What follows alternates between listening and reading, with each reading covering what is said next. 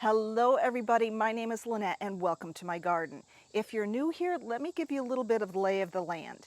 I live in Blossvale, New York, Zone 5, and we are now entering almost week 6 of little to no significant rain. I have extremely sandy soil, I do not have a sprinkler system, and our well is just about dry. Now, despite all these crazy conditions, there is still a lot that we can do in the garden, and that's what today's video is all about. Now, a word of warning, please do not call the fashion police on me, because sometimes the most comfortable thing to garden in is one of your husband's white t-shirts. Now, if you're looking for one of my weekly tours, I think we are on it might be week 11 now, where I take you around and I show you the good, bad, and ugly of what it's like gardening here. I will post that in 2 days on Sunday, so be sure to share, like, and subscribe so you don't miss out on that. So let's go see what I did this past week in the garden. Earlier this spring, I did a rejuvenation prune on this Ninebark. Now, Ninebarks have a naturally round habit that, if situated properly, should not need to be pruned.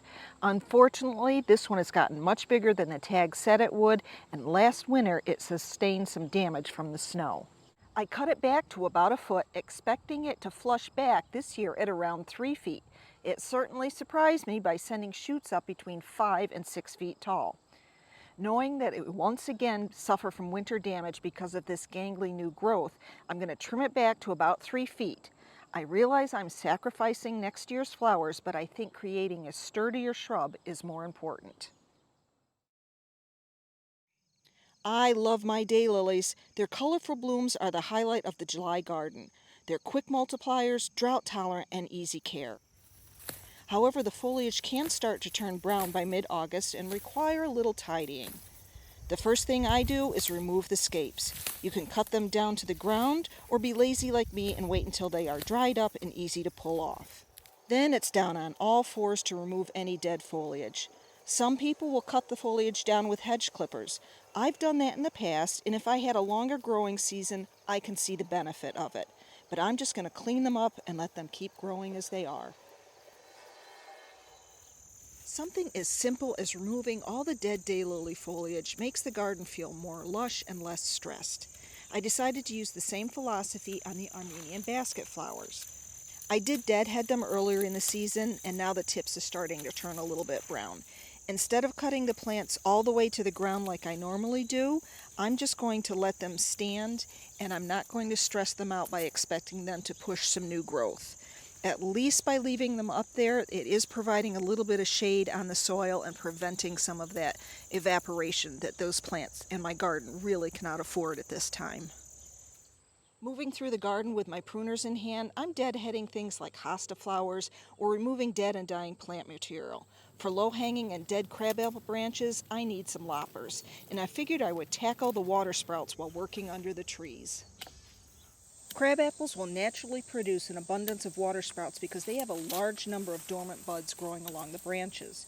Now, water sprouts are easy to identify because they go straight up and resemble a whip.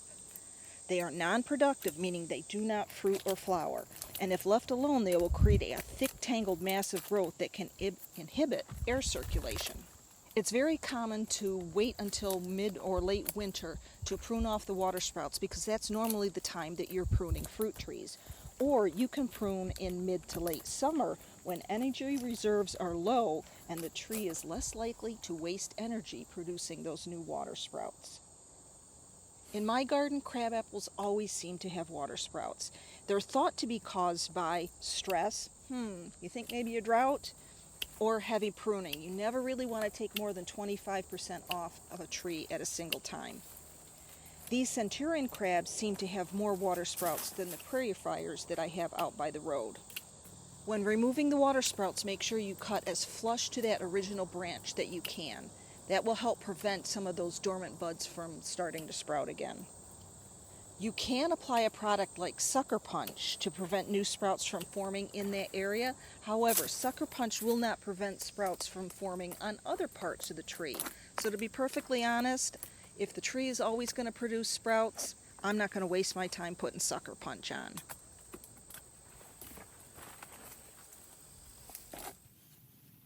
I I guess the one good thing about the current drought conditions is that even the weeds are struggling, and it took no time to pull all the little maple tree seedlings under the catalpa tree. Disturbing the soil during a drought can damage soil structure, increase evaporation, and damage the roots of your cherished plants. This is just a weedy patch of fleabane, and you can see how easily things pull out. And you know it's dry when you can pull out pokeweed, which has a deep, fleshy root. Tall garden flax is a staple in my garden, and if I left it alone, it would hybridize and reseed all over the place. I prefer to maintain the color of the original plants, so I make sure I deadhead them regularly.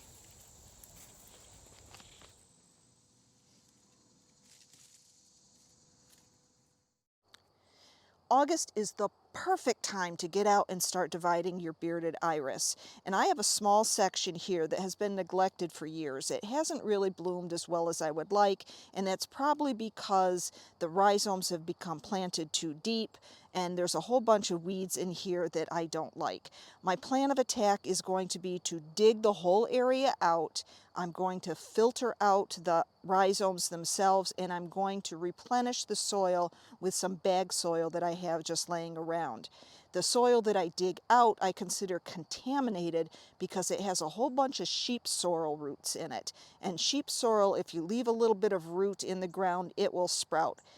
Therefore, I think in the long run, it's going to be more maintenance-free if I replenish the soil and then I use that contaminated soil someplace else, fill in a pothole someplace or a rut. When you're pulling up your iris, you may find some rhizomes that look like this. And to be perfectly honest, most of this is going to get tossed. So the first thing I'm going to do is break this part off. You can see there's some really good healthy roots here underneath the growing point, not so much here. So I'm going to break this as well. That's garbage. And then I'm going to clean up the foliage. Oops. I think I got to sharpen my Felcos a little bit so that we leave 3 or 4 inches or more up at the top here. And this is what we're going to end up planting. Now the rest of this rhizome, you can see there's some growth points here, there's a growth point here, and a growth point here.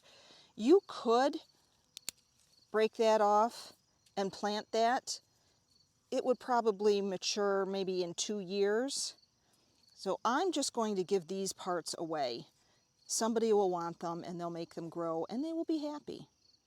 Well, we did end up with quite a few iris here. Unfortunately, the majority of them are teeny tiny and small. I'm going to keep the biggest ones for myself. This was probably the biggest one, and if I were to purchase this iris, I would consider this a small rhizome. But we got one. It may bloom next spring, probably not. But I'm going to keep the bigger one, and I'm going to give all the smaller ones away. Now, before I plant them, I'm going to let this cut end that when we cut off the rhizomes, I'm going to let that callus over. And to do that, I'm just going to let these lay out. I'm going to put them in a shady spot and just let them sit outside for a couple days before we plant them. We're going to pretend that it's been a couple days and these rhizomes have hardened over. And this is what you're going to plant. You can see you've got the rhizome and then you have the fan in back. And you want to make sure that the rhizome, the top of the rhizome, gets some sunshine on it. They like to have sunshine on their shoulders. So you're going to just dig a little hole deep enough to tuck those roots in.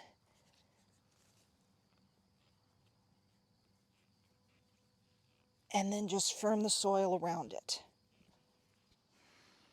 Now, iris do grow in a certain direction. You can see we have the rhizome here and then we have the fan because it's going to grow this way.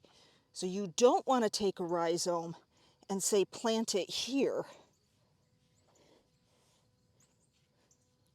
with the rhizome at this point and the fan here, because eventually these will start to grow into each other.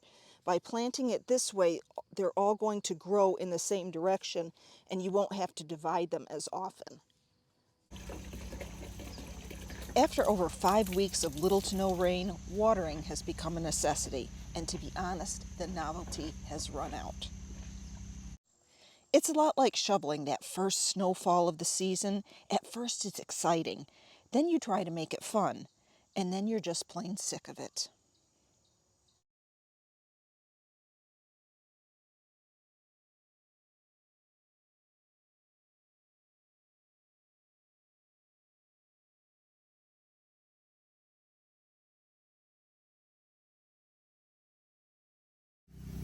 Dragging hoses, hauling buckets to where the hose won't reach, and pumping from the stream because you're worried your well is going to run dry is exhausting. And let's just say, I'm over it.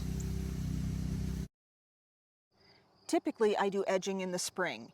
I didn't do it this year or last year, so it really needed to be done. The first pass, I use a gas-powered edger set to its deepest depth. Then I insert a flat blade shovel into the cut and pry up the grass and weeds.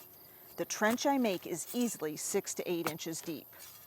If the trench isn't deep enough, I have a trenching shovel that cleans it out. I found that this does a great job of keeping the grass and weeds from spreading into the garden. In the spring, the soil is heavier and makes a neater edge. During this dry period, it definitely is messier, lighter, and easier on the back. Either way, the soil I remove will be used to fill in ruts or bare spots elsewhere on the property. And if you use hoses in the garden, this is a great place to store them. I hope you enjoyed what I did in my garden this week. Be sure to share, like, and subscribe so you don't miss my tour that comes out in 2 days. In the meantime, get out into your garden and have some fun. We'll see you in the next one. Bye-bye.